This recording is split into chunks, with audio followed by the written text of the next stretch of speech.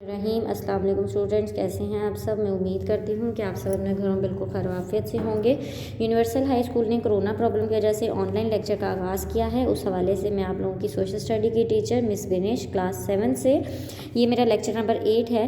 Lecture number 7 में हम लोगों ने चैप्टर नंबर 6 के स्टेटमेंट नंबर 31 से लेकर 35 तक की रीडिंग की थी। 31 से लेकर 35 में हम लोगों को ये बताया गया कि सुनामी क्या होते हैं। जब हमारे ज़लज़लों की वजह से समंदरों की लहरें आपस में डिस्टर्ब होती हैं या टकराती हैं तो वो बहुत बड़ी बड़ी लहरों में तब्दील हो जाती हैं और वो लहरें जो हैं वो हमारी आबादी की तरफ मूव करती हैं और बहुत ज़्यादा तबाही का बाइस बनती हैं। उनको हम सुनामी कहते हैं। उसके बाद हमने पढ़ा था कि मैग्मा जो होता है एक पिघला हुआ मादा होता है जो कि हमारे ज़ेरे ज़मीन मौजूद होता है। जब वो मैग्मा जो है बहुत ज़्यादा हीट हो जाता है, गर्म हो जाता है तो वो ज़मीन को फाड़ के ऊपर की तरफ ज़मीन की सतह पे आ जाता है, उस जिसको हम लावा कहते हैं। वोल्केनो वो पहाड़ होते हैं जहाँ से वो लावा जो है वो बाहर को निकलता है, जिसकी वजह से वहाँ के आसपास की जितनी भी ज़मीन होती है वो तबाह हो जाती है। जैसा कि इंडिया के जनूबी हिंदुस्तान में एक पूरा इलाका है जिसको हम सतह मुर्तफ़ा दक्कन के नाम से जानते हैं। वो इलाका जो है वो पहले इस तरह से मौजूद नहीं था, लेकिन वहाँ पे बहुत ज़्यादा जो है अर्थक्वेक की वजह वहाँ पे बहुत ज़्यादा लावा जो है बाहर आने की वजह से वो इलाका जो है वो सतह मुर्तफ़ा दक्कन के नाम से उसको तब्दील कर दिया गया था, बना दिया गया था। इसके साथ मैंने आपको लेक्चर नंबर 7 में कुछ क्वेश्चंस दिए थे जो आप लोगों ने अपने रजिस्टर पे करने थे। क्वेश्चन नंबर 17 था व्हाट इज़ सुनामीज, जो इसका आंसर है tsunami is the series of huge waves that happen after a under sea disturbance by power of earthquake. Statement question number 18 है डिफाइन लावा। आंसर है what when magma erupted on the surface of earth is called lava. Question number 19 है what is volcano. Volcano is the mountain but open downward to the pole of molten rock below the surface of the earth. Question number 20 है define magma. Magma is the molten rock beneath the earth's surface. ये आप लोगों का questions के answer थे जो कि आप लोगों ने लिखने भी थे और याद भी करने थे। उम्मीद करती हूँ कि तमाम बच्चों ने इनको लिख लिया होगा और याद भी कर लिया होगा। अब हम अपने लेक्चर नंबर 8 की तरफ आते हैं। लेक्चर नंबर 8 स्टार्ट करने से पहले तमाम बच्चे अपनी बुक्स ओपन करें। Unit number 6 page number 6। आज हम लोगों ने स्टेटमेंट नंबर 36 से पढ़ना शुरू करना है। स्टेटमेंट नंबर 36 से पहले रीडिंग स्टार्ट करते हैं। The forces which cause change in the physical shape of the earth is called external forces. 27 the external forces are rainfall, rivers, glacier, sea, wind, temperature. 38 the amount of rain varies from country to country. Places having plenty of rainfall are subject of agents of changes.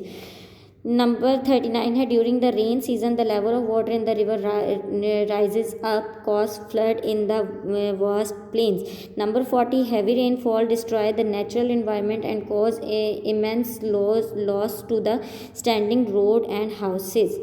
सबसे पहले meaning लिख लें। Physical का मतलब होता है जिस्मानी या ज़ाहिरी, और उसके बाद वेरिस का मतलब होता है मुख्तलिफ, प्लेंटी का मतलब होता है बहुत ज़्यादा अमाउंट में, बहुत ज़्यादा मिकदार में, वास्ट का मतलब होता है वसी। स्टेटमेंट नंबर 40 में इमेंस लिखा हुआ है, उसका मतलब होता है बेपनाह। अच्छा जी, 36 है। उन्होंने कहा वो ताकत जो कि हमारी ज़मीन की सतह की ज़ाहिरी शक्ल को तब्दील करने का बाइस बनती है उसको हम एक्सटर्नल फोर्सेस कहते हैं। एक्सटर्नल मतलब बैरूनी, फोर्सेस क़ुव्वतें, उनको हम बैरूनी क़ुव्वतें कहते हैं। वो चीज़ें जो कि हमारी ज़मीन की ज़ाहिरी सूरत को चेंज करने में का बाइस बनती हैं, उनको हम बैरूनी क़ुव्वतें कहते हैं। अब बैरूनी क़ुव्वतों की उन्होंने बहुत सारी एग्जांपल्स बता दी हैं यहाँ पे, जैसे कि रेनफॉल बारिशें, रिवर दरिया, ग्लेशियर बर्फ़ के बड़े बड़े तौदे, सी समंदर, विंड हवा, टेम्परेचर दर्जा हरारत। ये वो तमाम चीज़ें हैं, ये 6 वो तमाम चीज़ें हैं जो कि ज़मीन की ज़ाहिरी सूरत को चेंज करने का बाइस बनती हैं। 38 है the amount of rain varies from country to country placing heavy plenty of rainfalls are subject of agents of change. उन्होंने कहा जैसा कि बारिश जो है वो हर मुल्क में हर इलाके में डिफरेंट अमाउंट में होती है, कहीं पे बहुत ज़्यादा बारिशें होती हैं, कहीं पे कम होती हैं और कहीं पे बिल्कुल भी नहीं होती। इसीलिए बारिशों की मिकदार जो है वो मुख्तलिफ होने की वजह से जो बारिश है वो भी तब्दीली माहौल में तब्दीली या अर्थ में तब्दीली लाने का एक एजेंट कहलाती है। During the rain season the level of water in the river rise up causing flood in the vast area. Flood का मतलब होता है सैलाब।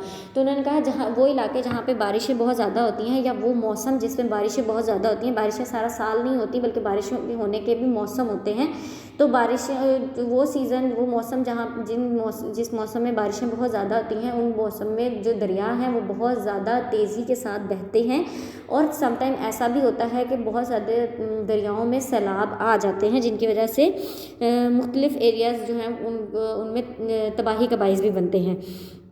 Heavy rainfall destroy the natural environment and cause immense loss to the standing road and houses। उन्होंने कहा बहुत ज़्यादा बारिशें जो होती हैं वो हमारे कुदरती माहौल को जो है वो तबाह कर देती हैं, उनके अंदर बिगाड़ पैदा कर देती हैं और साथ ही साथ जो है हमारे जो घर हैं और जो रोड्स हैं और पब्लिक प्लेसेस हैं वो सब के सब बेपनाह बुरे तरीके से तबाह हो जाते हैं और उनकी कमी हो जाती है। जब बारिशें बहुत ज़्यादा होती हैं तो पानी जो है वो रोड्स के ऊपर इकट्ठा होना शुरू हो जाता है और बहुत ज़्यादा मिकदार में पानी इकट्ठा होने की वजह से और ज़्यादा टाइम तक वहाँ पर रहने की वजह से कि जो रोड्स हैं वो तबाह हो जाती हैं, यानी कि ख़राब होना शुरू हो जाती हैं, जिसकी वजह से जब पानी निकल भी जाता है तो उसके बाद भी सड़कें जो हैं वो जब तक उनको सही ना किया जाए तब तक वो उसी बुरी हालत में हमारे पास मौजूद होती हैं। इसीलिए जो जो बहुत ज़्यादा तेज़ बारिशें हैं वो हमारी माहौल में और हमारी रोज़मर्रा की ज़रूरियात की चीज़ों में बहुत ज़्यादा तबाही का बाइस बनती हैं। लेक्चर नंबर 8 हमारा यहीं तक था। उम्मीद करती हूँ कि आप तमाम बच्चों को लेक्चर नंबर 8 समझ आ गया होगा। अगर किसी बच्चे को कुछ प्रॉब्लम है तो आप काइंडली मुझसे कांटेक्ट करें, मैं आपको इसको मज़ीद एक्सप्लेन कर दूँगी। इसके साथ मैं आप लोगों को एक होमवर्क दे रही हूँ जिसमें आप लोगों ने 2 डेफिनेशंस करनी है। Define external forces with example, external forces की डेफिनेशन लिखनी है और साथ उसके जितनी भी एग्जाम्पल्स हैं उनको भी लिखना है, यानी कि इसका आंसर स्टेटमेंट नंबर 36 और 37 दोनों होंगे। क्वेश्चन नंबर 22 है what are the disasters of heavy rain, यानी कि तेज़ बारिशों से हमारे क्या क्या नुकसान होते हैं उनके बारे में आपने बताना है। तो इसका आंसर स्टेटमेंट नंबर 40 में है। बाकी की जो स्टेटमेंट्स 38 और 39 है वो दोनों स्टेटमेंट्स आप लोगों ने एज ए MCQs और फिलिंग द ब्लैंक्स याद करनी है और ये वाला जो काम है वो आप लोगों ने रजिस्टर पे करना है। नीट वर्क होना चाहिए बिल्कुल। आप लोगों ने अपनी राइटिंग का बहुत ज़्यादा ख्याल रखना है ताकि आपकी राइटिंग जो है वो बिल्कुल अच्छी रहे और काम जो है उसके ज़्यादा से ज़्यादा मार्क्स आपको मिल सकें। इंशाल्लाह लेक्चर नंबर 9 में हम लोग स्टेटमेंट नंबर 41 से लेकर 44 तक पढ़ेंगे। अल्लाह पाक आपको और आपके घर वालों को अपने हिफ्ज़-ओ-अमान में रखे। अल्लाह हाफ़िज़।